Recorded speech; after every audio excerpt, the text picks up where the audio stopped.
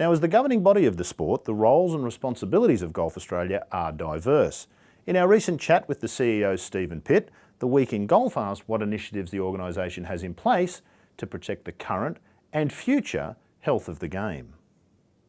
GA have thrown support behind some, in golf terms, radical notions: foot golf, urban golf, speed golf. What's been the thinking with that, and how do they fit into a grow the game sort of an idea? Well, I guess we've got to be progressive and got to look at options that are available. You can't sit on your hands and do nothing. You've got to put some time, and we haven't thrown a lot of money into it, but we've helped fund some trials and to get some data. And I guess we're interested to see how those things go. I mean, if you look at foot golf, one of the applications maybe, it might not be a massive converter from people to foot golf to traditional golf, but it could be an economic driver for clubs. It could help them get a source of income at a time when their course isn't being used much. So there's those sort of opportunities, and for some clubs, something like foot golf might become a really important part of their business. What are some of the women's programs in particular that we're looking at? Swing Fit is one that we're piloting to look to introduce as a national program, and it's based on the concept that females around Australia are spending a lot of money on health and fitness.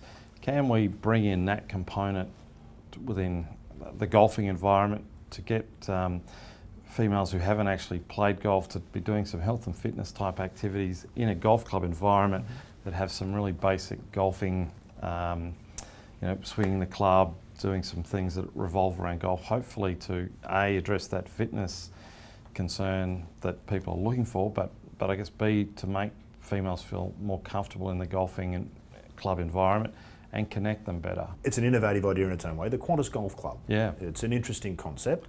What's been the thinking with GA being involved in that, and what sort of benefits, and how's the program gone to this point?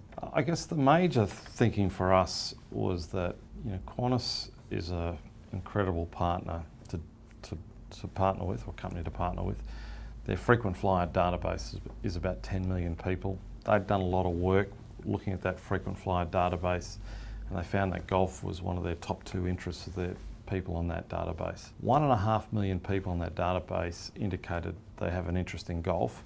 We've got 400,000 club members, so there's at least 1.1 million people on that database who aren't club members but have an interest in golf and want to play golf. So it was a chance to connect with them, to hopefully offer them a product that firstly increased the amount of time or their engagement with golf, and then hopefully secondly allowed us to communicate with them and potentially convert them to club members at some point down the track.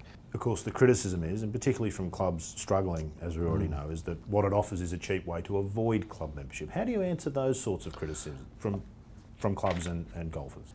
It was always, from the very first discussion with Qantas, it was embedded in there that we're not going to be involved in anything that has a negative impact on membership. It means we have to monitor the data very carefully. So it's early days. I mean, it's only been going a few months, but we have 34,000 people have registered for the program. So the good news is we're building a database there of people we've got a much better engagement with.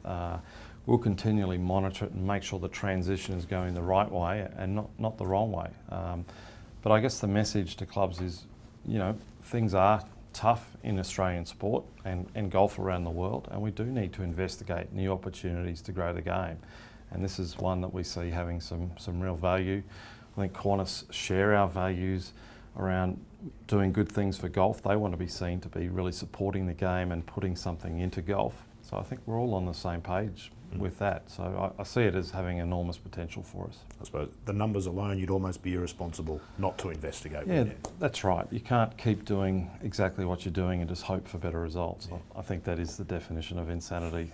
I think maybe Einstein said that. But so you do need to look at new things, but we'll be very, very aggressively monitoring the data that we're getting in and making sure it's doing the right thing for golf.